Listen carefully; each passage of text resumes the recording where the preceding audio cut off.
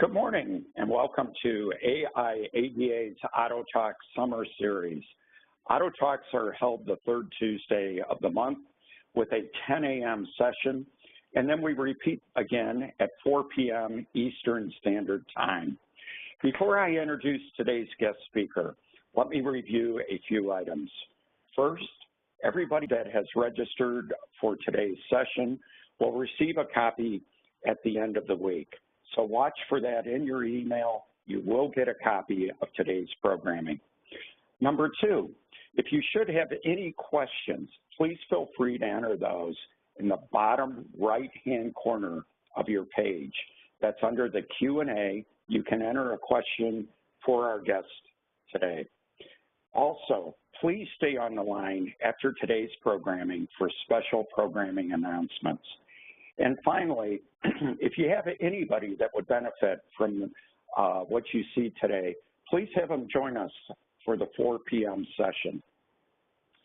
And now, please join me in welcoming an old friend of mine, Charlie Vogelheim. Charlie is past Senior Vice President of KBB and is involved in various S3 special initiatives and programs. Charlie, welcome to the program. Hey, good morning, Dan, and good morning, everyone, and appreciate the opportunity to talk about things that are happening out here in the Western United States. The talk is entitled Silicon Valley Reinvents the Wheel, and I say I am living nearby Silicon Valley, but really just want to use that term broadly as kind of the state of technology and what's happening and changes and how that might affect business at the dealership. So appreciate the opportunity. And Dan, I'll jump right into it. You mentioned I worked at Kelley Blue Book for a number of years, and there's a number of other companies that I've done some work with in my 30-plus career in the industry.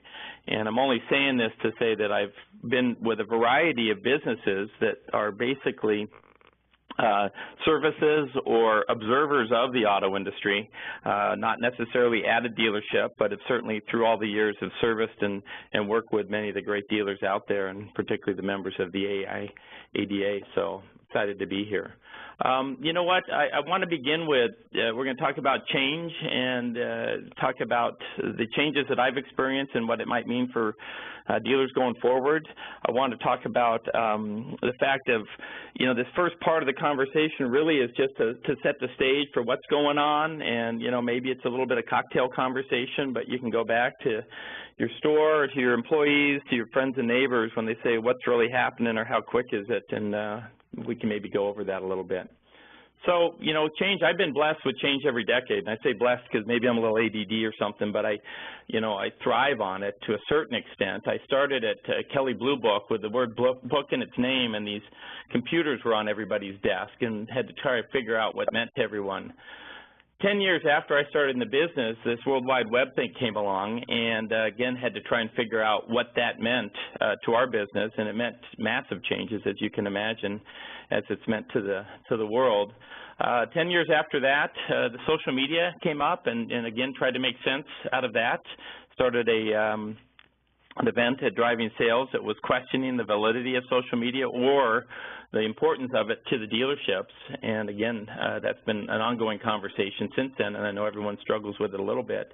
And here we are 10 years later, and we've got this Internet of Things going on, and all these changes going on in the industry. So I'd like to begin talking about change and that it happens, and there's opportunities with every time, and I know you've all heard that, so let's talk about this specifically. So this is the cover of a magazine when I was born. So my entire life I've been waiting for this driverless car, this floating, non-driven vehicle that's going to get us this personal mobility going from point A to point B. The fun part about this illustration is they show the people not driving, and so they're be able to do things on the side, but they're playing board games, which is kind of a crack-up because they didn't really know about iPads or iPhones or the Internet, anything else to do. But they're not driving, so it's my whole world. Now, if we go back, previous to the car, obviously we all remember the horse, and we talk about driverless or autonomous vehicles. The horse was actually pretty competent at that. You know, it could get you home if you had too much to drink. It wasn't going to walk off a cliff. It wasn't going to run into a building or necessarily people. It could have done that maybe a little bit. But, you know, we had to go through a transition, and it wasn't easy. It didn't seem very, very easy at first. This is a picture of a New York City street with, at this point, one vehicle on the road and the rest of horse-drawn carriages. And you can see that it wasn't necessarily people riding horses, but horses were an important part of transportation, whether it was personal or commercial.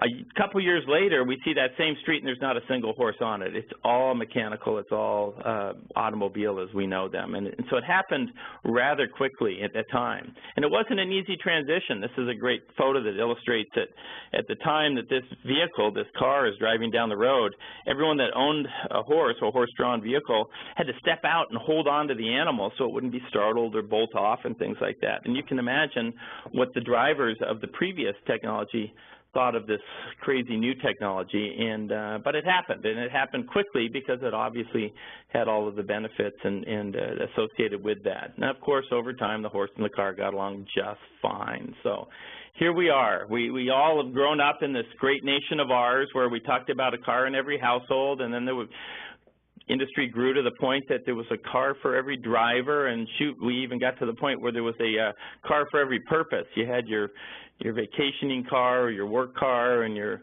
executive car and your fun car, and all of a sudden everybody's got a vehicle because everybody loves cars, right? And we wonder how anything like that could change. So these are all things that you all know, but I'd just like to use it as a foundation. People love cars, and we know they love cars. But what is a car? When you say they love it, you know, some people it's a work of art and it's a collectible. Some people it's a wild ride. It's something that goes fast or drives fun. For other people, it is social media.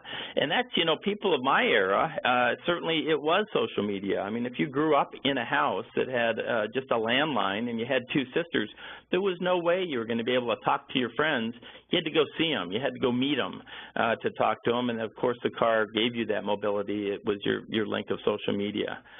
Fortunately, over time, as they become more competent, quiet, and they become an office as the commutes have gone on.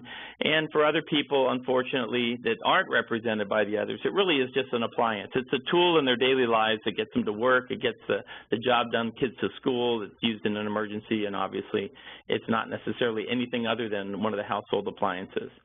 Regardless what you think about a car, it really depends on whether you're moving or not, and that's part of the other reason for that transition to an office or an appliance is there's so much of the time that people are on the road that they're not moving or not moving very quickly. It's not really the dynamics of the drivetrain really aren't put to the test. It's really something that you're just having to spend time in, and when you're in it, you got things to do. So we're getting stuff done, unfortunately.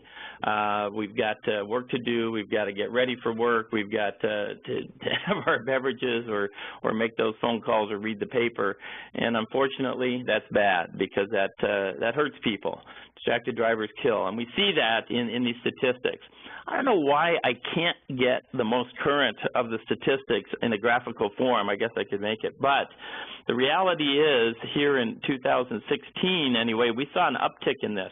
It kind of leveled off in the below 30,000 per year, and it's climbed back up above that. So over 30,000 people a year are being killed by automobile, and over 95% of those accidents, it's the driver's fault. So it's just a problem now, and it's identified as a safety problem. So here we go. It's not only safety, but it's congestion, it's pollution, and then there's challenges going forward in terms of mobility that have to do with this growing old that we're all doing. Some of us are farther ahead than others, and whether that, again, will keep our mobility. And then there's always been an issue with some, of course, of the handicapped out there in terms of their ability to enjoy the mobility that the rest of us have. So we've got this thing happening. I like to use the acronym ACES. ACES, I've shown the 4 ACES on there. But it stands for Autonomous, Connected, Electrification, and Shared. And it's really what we're seeing happening in and around our industry in terms of the effects on mobility. There's a lot of things people say, oh, is it an autonomous car, a connected car? Electrification and shared are also very important parts to what's happening out there right now, and certainly all of these are going to affect the business that we know today and certainly happening in a dealership. So I want to go into that just a little bit here. Before I do, I want to just mention, you know, there's other industries. I'm going to just take that slide off for a second just to lead up to it. You know, there are industries where people had jobs and they drove a vehicle and it went fully autonomous, and people, the passengers said, I didn't want to go into this vehicle. I don't want to ride that without a driver. I don't feel safe. I don't know if my life is going to be endangered or not. And, of course, going back to that slide, that is the elevator. The elevator went fully autonomous, but before that, it had a driver in every one, and people were afraid of it. And there were articles in the paper that said, I'm not sure this will be safe. Obviously, it's a pretty controlled environment. But when you talk about other aspects, and any of you out there that have been to these large buildings that have actually where you put your floor destination out in front of the elevator bank, and it says, oh, go to elevator number 4 or go to elevator number 8, and that's going to go to the floor that you want to go to. That's a smart elevator, and essentially you're taking a fully autonomous shared vehicle ride at that point, because the technology has figured out that there's 3 or 4 of you that need to go in the 20-floor area, and there's a bunch of others here, and it's just efficiency of the vehicle speeding up you to your destination. That happens. Now, this transition to an automated society or adapting this automation isn't always easy. I was reminded recently as I travel a lot, I'm going through an airport and I'm putting my hand out underneath the sink and I'm waving it back and forth and I'm moving it in and out trying to get the darn water to come out and nothing's happening. And the guy walks up to me and just turns on the faucet. Well, that's because it was still manual and I hadn't been paying attention. So obviously there's a few steps along the way that'll be interesting but difficult. But this whole adaptation to automation is why in our corner of the world you see a bunch of these going around. And actually they're looking a lot cleaner now as they've gotten the LiDAR, which is that Kentucky Fried Chicken bucket on the top of the vehicle, to be a little bit cleaner and a little less bulky. So this is happening, and what does it all mean? It didn't happen quickly. I'll just go through this real quick. Over the years, we've added ABS and steer-by-wire, throttle-by-wire, backup cameras, surround view. You guys all know this. The vehicles are becoming more and more laden with technology, and as that technology has increased, we've reached a tipping point. We now have enough sensors and enough devices and sensor fusion that the development of the autonomous car and everything that goes along that, as of last year, has reached the tipping point where the development will only accelerate. We've gotten to a point where it's all there. So what does all that mean? Well, I'm certainly not going to go through a picture like this, but it's interesting when you talk about the unintended consequences of any development. We see all of these things that are in the car. These are all a list of sensors that might be in there. There's pluses and minuses that come from all of that. First of all, obviously it makes the vehicle more expensive. It makes it more complex in terms of fixing it, keeping it running, and then repairs. My gosh, you dent a little bumper nowadays and you've got issues about how thick the paint is to repair it because of the sensors that might be behind it. And there's a lot going on there, and you all know that. But it was really called sensor fusion is what brought it all together. I have this as a picture of a Las Vegas nightclub because that's what, when you first say sensor fusion, what people think of, but that's of course not it at all. What it is, it's the ability to take all of those sensors and read them together and have them create a picture that's competent for that vehicle to not only understand what's happening in the vehicle, but then happening in the surroundings. And it's a combination of the cameras and the radar, laser, the LiDAR, GPS, mapping, both internal and external, and the connectivity of the car that helps it bring it all together. And we're already seeing some of that happen with these ADAS, which is the Advanced Driver Assist Systems that are in so many of the vehicles now, starting with the more expensive, with the luxury vehicles, the larger vehicles where you could fit these devices on, and the more expensive vehicles where the price of these items didn't necessarily take somebody out of a price range. But now we're seeing them all the way down to the mid-level vehicles and even entering some of the entry-level vehicles. And again, basic ADAS would include some intelligent cruise control, some blind spot indications, some lane departure warnings, and the other feature that the Safety Council says is really going to make a difference is just automated bright light headlamp adjusted automatically.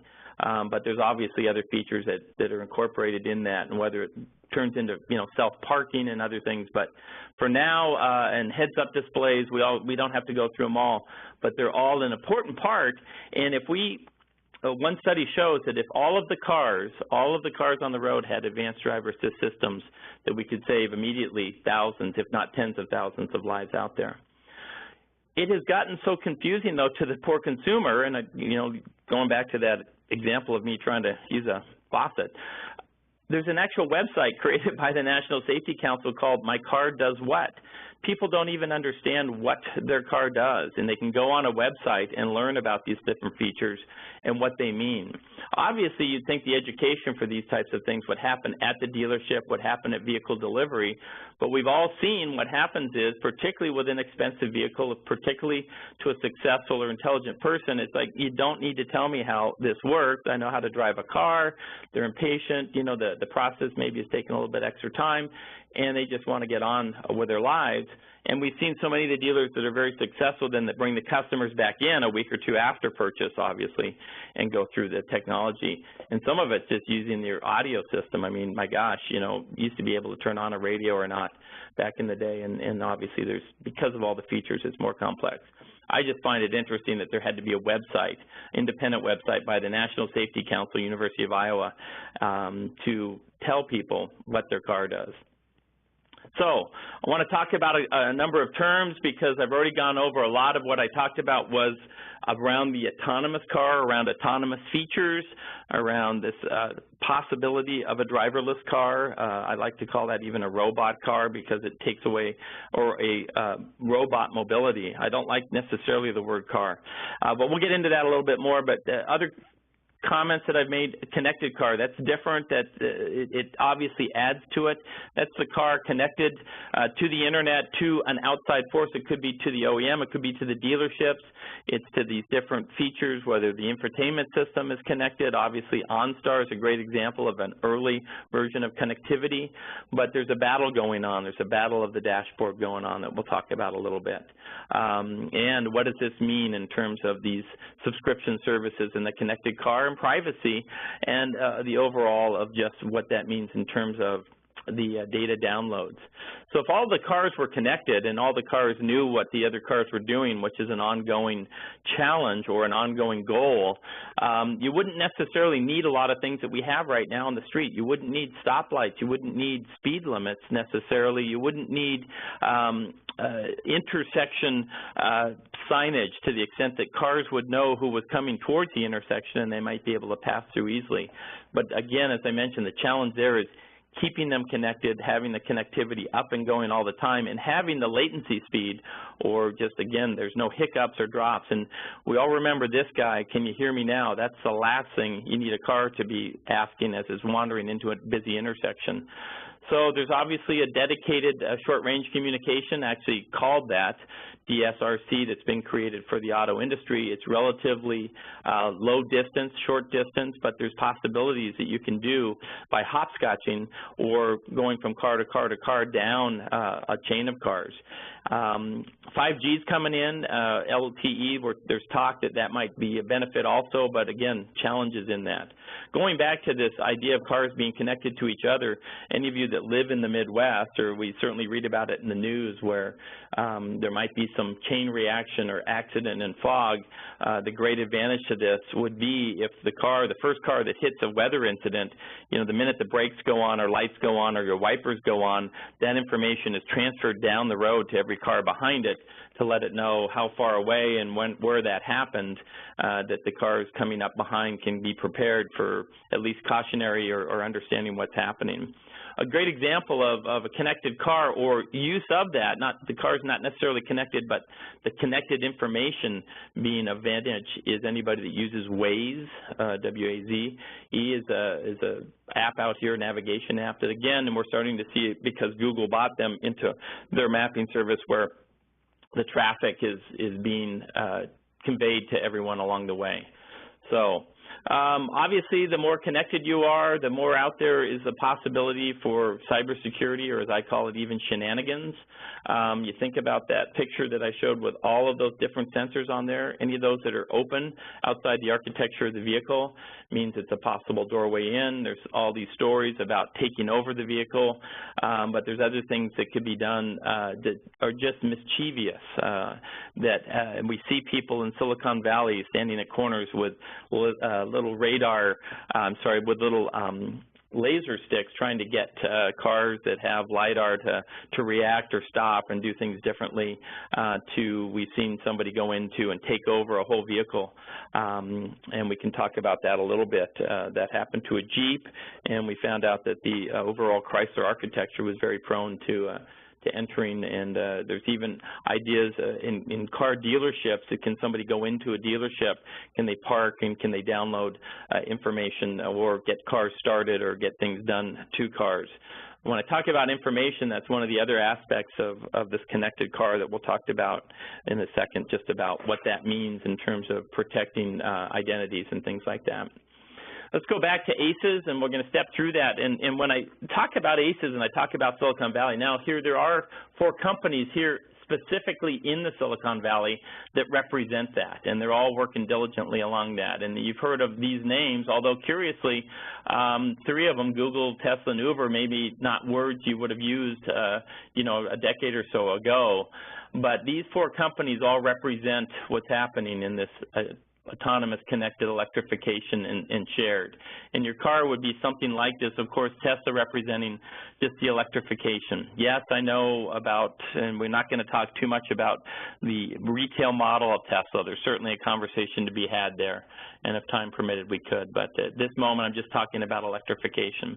Apple represents the connectivity. Obviously, we have this great app, this smartphone, the World Wide Web, the information that all mankind has that we carry around in our pocket. How does that tie into our car, and how can we learn from all that? Google, in this case, would represent the autonomous car because they've really advanced that. And, of course, Uber would represent the many companies that represent the shared ride. So breaking it down, Google, for whatever reason, has developed this autonomous car. They've had it on the road for literally millions of miles, the number of vehicles that they've had. They've chalked up quite experience in what it means and what it takes to do that. And their technology is not either shared or being developed alongside with, that's the Audi down there that Stanford has been doing some development with, and of course Delphi has their own version.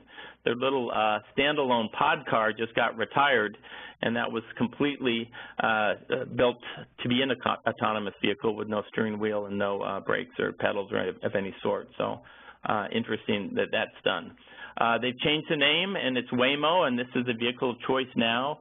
It is a converted Chrysler Pacifica, as you can see. Chrysler takes no ownership of the vehicle other than the base itself, but any of the changes are all the responsibility and done by Google, by Waymo in this case. And it's a beautiful vehicle and obviously a large platform competent to carry everything. The picture up in the right-hand corner there is the first fully autonomous vehicle ride happened several months ago, and this was a blind person that was actually picked up at their house by an autonomous vehicle, taken to the pharmacy, and driven home completely on his own and without any, overlords in the vehicle, as I call them. It's so many of these vehicles are being test driven as they should be with engineers and everybody in sight. They also own Auto, which is a trucking company, and this is a picture of what happened last spring where they drove a load of beer, because that would be the first thing you'd want to do in an autonomous vehicle, through from Colorado to the north all the way down to Colorado Springs and through the city of Denver, and did it successfully. Again, the vehicle was surrounded by protective vehicles, but it made it, and it did it just fine. So that's happened. Jumping to Apple, this is, for years we've been waiting for Apple to come out with their version of the car. Motor Trend even had a cover of what it might look like. There's been design studies. But don't think it's going to happen in the vehicle. We know Apple's going to be involved, but we think it might be in the interior. And we're already, as I mentioned, seeing the battle of the dash, the connectivity, what's happening happening at the dashboard, whether it's between Apple and Android. And it's interesting for me to watch, as I mentioned, as an observer of this industry, because these guys are going to battle with it, and in the end, it's like, well, where's the dealer, where's the OEM? The OEM is battling with these people to, who controls the customer, who in the end has the opportunity to profit from subscriptions and things. And it's very reminiscent of me of conversations between dealers and the OEMs in terms of who owns the customers, and I know you're all familiar with that. Tesla, not that Tesla, that's who it was all named after, but this guy here, he's a freaking Iron Man. He's amazing. He made this beautiful car a couple years ago, and now he's putting things up in space. So he's a little bit bulletproof. I show all these pictures because he's an American, Richard Branson, and this crazy stock for Tesla is going way over what I consider and many experts in finance consider its value to be. But it is what it is through the strength of his personality. We saw the Model 3 roll out just this last week. We saw some great press on it. Let's not kid ourselves. The vehicle that was reviewed by Motor Trend at $50,000 plus. It's not an entry-level vehicle by any means, as the original Model S was not, and the Model X, which are hover at or over 100,000. There are challenges for this company that include the rebates from government that were there to help grow the electric business. We understand that. The electric business has become so successful in and around the Bay Area and California that there are not enough places to recharge these vehicles. You cannot go to an airport and plug one in because all the places are taken. Unfortunately, when they catch on fire, which a couple have, it's a very bright and glorious fire, and it makes the news, and that has to do with just lithium batteries in general. And of course, a big selling point here in California was the carpool lane. This is a unique picture showing a carpool lane with only one vehicle in it, and that's not the case here. We are overcrowded, we are full, and it's really a problem now that these multi-passenger lanes are being used by electric vehicles. They're taking up space. So challenges going forward on electrification, but it's all there. I want to talk about Uber real quick, shared rides. Obviously, there's some issues with Uber in the sense that it grew quickly. Here in California, if I use it as an example, the use of taxis, and we've all had that experience with taxis, really indicated that there was a problem in that industry. When Uber and Lyft and other shared ride operators came along, the use of that type of transportation quadrupled. It was 4 times, it was 5 times, 10 times in some communities. So it really showed pent-up demand or frustration in the way work was done. But now certainly growing and a successful part, and then now, again, unintended consequences in terms of congestion and things that are happening in the streets, in city streets like San Francisco, where cars are pulling over where they shouldn't or taking up parking places where they shouldn't. But people are using them, and it continues to grow. And it's not just Uber. There's others out there. As I mentioned, there's Lyft, and even some of the manufacturers have their own version of electrification and shared vehicle rides. So what we're seeing overall is not only a change in the way that cars are used, but the way we buy cars, the way we operate cars has changed. I'm going to go back to that. The way we buy cars obviously started to change. I showed Kelly Blue Book on there. We went on the internet. All of a sudden people had information about prices, not only what a new car might cost, but their used one might be. People are laden with information. Now the way they operate their car is changing. This shows a couple of things that just came out recently. If you don't know, the top one is booster fuel. A fuel truck can come to where you live or work and will fill up your car for you, so you don't have to go to gas stations. Turo, you can rent your car out when you're not using it if people want to rent it. Your mechanic means that the mechanic will drive right up to wherever you live and do basic and sometimes complex mechanical services right in the comfort of your own driveway. These things are happening, but maybe we do or don't want to even own the car. So maybe there's a way that we share ownership, or we have a way that we can drive the car, but it's not necessarily even in our driveway. I have that Ford Pass right in the middle there, and I'm reminded how Ford, a couple years ago, when you go to the Detroit Auto Show, you would always see some remarkable vehicle. One year it was the all-new aluminum bedded Ford F-150, great truck, always, leader in that industry. One year it was a surprise to everyone, this beautiful new Ford GT, which has since won at Le Mans. One year it was the Ford Pass. It was an app. It wasn't a vehicle. It was a way of managing transportation for the owners. And we've seen these OEMs jump into this in terms of what is their solution. Are they a car builder, a truck builder, or are they a mobility company? And they're all looking over at the, if it's not Tesla, it's something like NVIDIA or these other companies are involved in technology, wondering why their stocks are relatively unchanged to the rest of these, and they want to be a part of that. I will be attending an all-day event on Thursday out here in San Francisco, which is called City of the Future, which Ford is putting on, and talk about the different ways it can happen. But they're not the only ones involved. There's other companies. I mentioned Turo there. Book is by Cadillac. Right now, again, you can make payments to Cadillac, and you're not necessarily buying a single car, but you're buying access to a number of vehicles. And that's also being tried down in Atlanta by Clutch, which is one of the Cox Automotive. I know they're invested in that. Again, in a way that somebody can have that type of vehicle that they need to go to work during the work days, and then that play vehicle, whether it's a truck or an off-road or something that they can use on the weekends. So also what you own is changing. Even if you choose to own it, what is it that you're going to have? Is it going to be some little urban vehicle? Is it going to be the next big electric vehicle, autonomous? I show that bike on there because actually a good friend of mine bought this electric bike. This is the new turbo from Specialized for his city commute. He owned a Mini, and he always wanted to own a Porsche, and he couldn't afford it. But he realized, doing the math, if he bought an electric bike and rode to work on that, he would do away with his parking fees and some of the costs associated with that.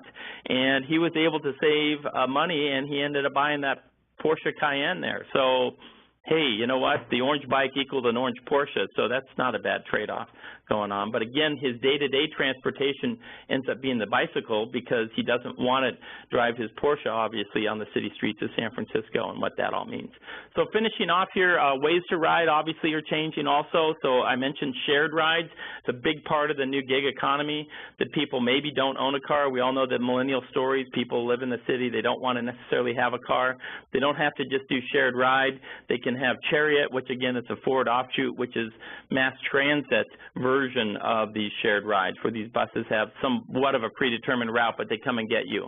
It's always that last mile, as they say, that to get people on and off any kind of public transportation, but ways to do that. So let's just finish off real quick with this whole Internet of Things that I brought up in the beginning. What does it mean to the dealerships? And this is where the light went on for me recently, and I'm so happy to talk to you guys, is just around the concept of the fact that there's all of these changes happening, and everyone seems to be talking about it. Obviously, it happened in Silicon Valley, this Internet of Things. I mentioned we've got this smartphone that can all of a sudden do things. It can provide this shared services like an Uber, where it says where we are and where you are and where I want to go, and our car can be connected and possibly be autonomous. So it's just rolling out. And I say Silicon Valley, and in this case, I will say it in the way of what that broader term means in terms of technology. Just like Wall Street, yes, there's a place in New York called Wall Street, but when people say Wall Street happenings, it can mean anything in the banking industry. But when we see this rolling out, and we see it rolling out rather quickly, I mentioned there's a tipping point, and there are many competent autonomous vehicles around this that are on the road right now and are rolling out in other cities around the world. So it's happening. But then we see a reaction from our friends in Detroit, or I would say the traditional automakers, and they are now, of course, all have labs in the valley, and some have been there for many years. But if you look at this map, and without going through all of them, you can see not only the manufacturers, Toyota, Honda, Mercedes-Benz, Ford, as I mentioned, Tesla's there, BMW, Volkswagen, Hyundai, but there's also the Tier 1 suppliers like Continental and Denso, and new suppliers like Velodyne and others that are creating the new solutions or the new sensors in the form of LiDAR, et cetera. They're springing up in the valley. So you have this conversation where it's okay, invent it under the auspices of technology, but we, the manufacturers or the suppliers, we're going to build it. So, so that conversation is happening. In the meantime, now you've got the government weighing in. They're going, well, wait a second, you know, how do we register these cars? What happens? You know, we talked about the Safety Council saying all the different things, but what about NTSB? Maybe you should or shouldn't be licensed. In California, there's a license to not drive a car. You have a autonomous vehicle driver's license, which means you've been trained in what that means. What does it mean for insurance? And all of these entities are having the conversation about this transition in mobility. Now it's happening at a local level. This is more of a community illustration. What does this mean to the cities? What does it mean to the infrastructure? Does it mean more parking places or less? What about these chargers? I already mentioned that. City of San Jose, it's a 20% build requirement on chargers. And what that means is there's a new parking lot going in that has 600 spaces. 120 of those have to have a recharging station, which is a phenomenal number. There's costs associated with that. We can bring in the utilities and things like that. The light went on with me the other day, and the reason I wanted to talk about it, and Dan, thanks for the opportunity, was the one that's not at the table. The one that's not at the table is the dealers. Where are the dealers' conversation? What does this mean? It's not happening tomorrow. There's 250 million cars on the road right now. They're not all going to go away overnight. But when the transition happens, and I've already illustrated, it can happen quickly. Where do the dealers fit into all this? And when you talk about each aspect of it, you talk about autonomous features, what does that mean to the dealerships? You know, are people still going to buy those vehicles?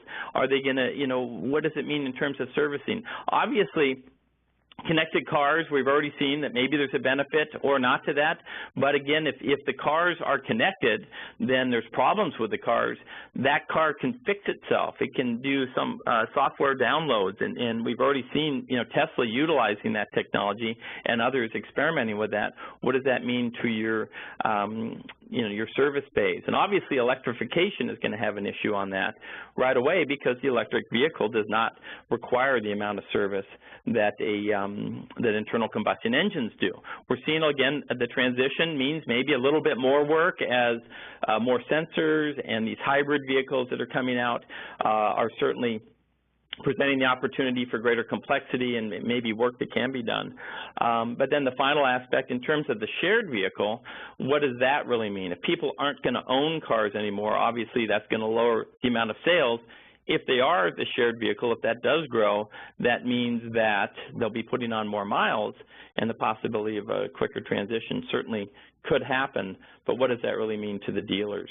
Again, as we see the OEMs get a little bit more involved in that, and so I, you know, have recommended to the dealers and mostly to the ATAEs, your dealer groups, that, you know, they're actively involved with all of these transitions, because again, when you think of the real estate, the property, everything that the dealers own and operate in all of these city centers, there's a great opportunity, or there's an opportunity to be part of this transition.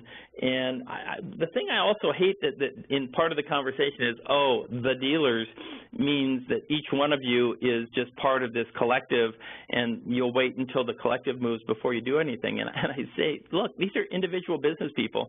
These are people that have, you know, these businesses may have been in their family for years, or even if it's something like a public company, these are smart people that run these businesses individually, and they're not going to let this go on without, you know, some play in it. It's just curious to me that it hasn't been a vocal part of the conversation. So certainly those are all items to think about. In the end, people love cars. I mentioned there's 250 million of them on the road right now, and I think my 32 minutes is up. So I welcome any questions or comments if you guys have them, and I appreciate the opportunity to share that with you. Charlie, that was an outstanding presentation. If anybody in our audience has a question, is there an email, Charlie, that they could maybe communicate with you directly? Sure. It's charlie.vogelheim@gmail.com is just a good general one to get a hold of me. And it's CHARLIE dot V as in Victor, OGELHEIM @gmail.com. So I apologize I didn't have that up there at the end. No, Charlie, that's awesome. This was a wonderful presentation. Thanks for the time today. We know you're traveling and moving all over the place. We really appreciate the time.